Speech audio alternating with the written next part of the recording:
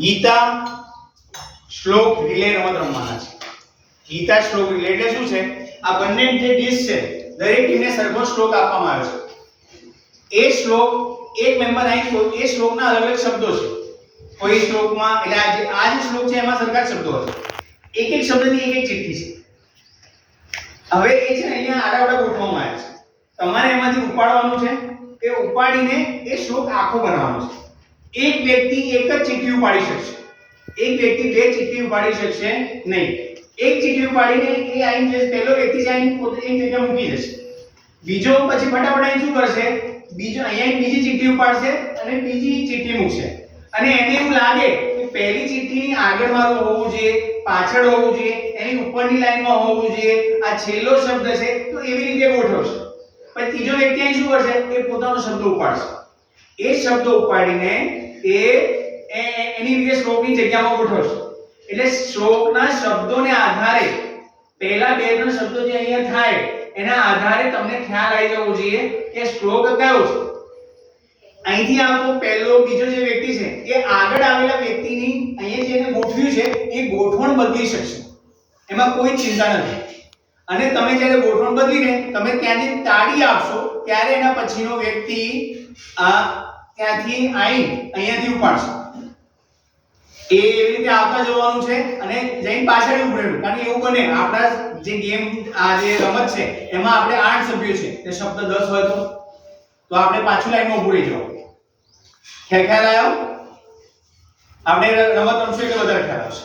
ગીતા શ્લોક રિલે જે રમત છે એમાં જે ટીમ નો શ્લોક આખો ગોઠવાઈ જાય એ કૃષ્ણ વંદે જગદ્ગુરુ બોલશે અને એનો શ્લોકની આપણે તપાસણી કરશું. તો એ હિસાબે આપણે આ રમત રમવાની છે. सब तैयार? हाँ तैयार. सब तैयार? हाँ तैयार. गीता से क्या नाता है? गीता गाओ. गीता गाओ. एक टीम નું નામ રહેશે પાર્થ, બીજા ટીમ નું નામ રહેશે અર્જુન. અર્જુન અને પાર્થ આ બે ટીમો છે. બંને જેમ ગીતાને જ્ઞાન અર્જુનને પાર્થને મળ્યું હતું એમ આ શ્લોકનું જ્ઞાન આપણને વહેલા તકે થાય એવું બધાને શુભેચ્છાઓ. આપણે સંસ્કૃતમાં એકમ દ્વે ત્રીણી કરશું પછી આ રમતનો પ્રારંભ થશે. એકમ દ્વે ત્રીણી પ્રારંભ. શ્લોક આ ટાઈપમાં બનાવવાનો છે. હા બસ આ વાત. જલ્દી મૂકે બસ. રિયા સુજાવટ ના કર તો જોઈને કરજે. ગાડી આપ.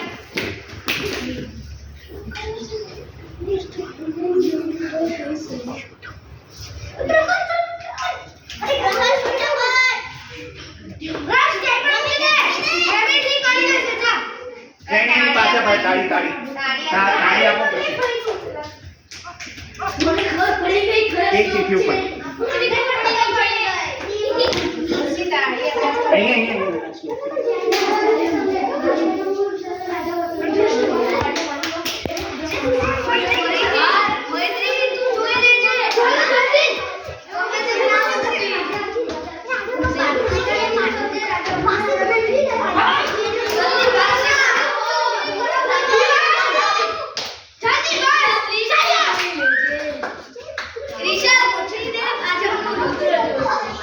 જા જલ્દી.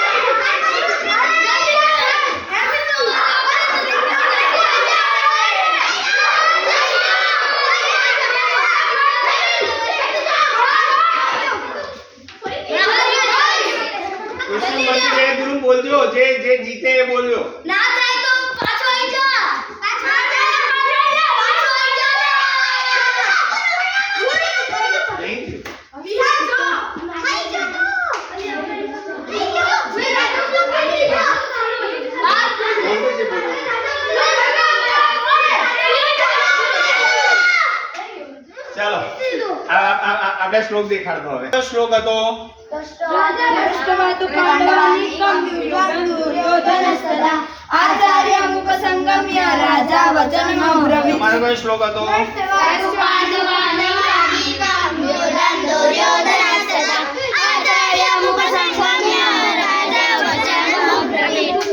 સરસ ચાલો હવે બીજા શ્લોક માટે આ ચિઠ્ઠી આ તમારી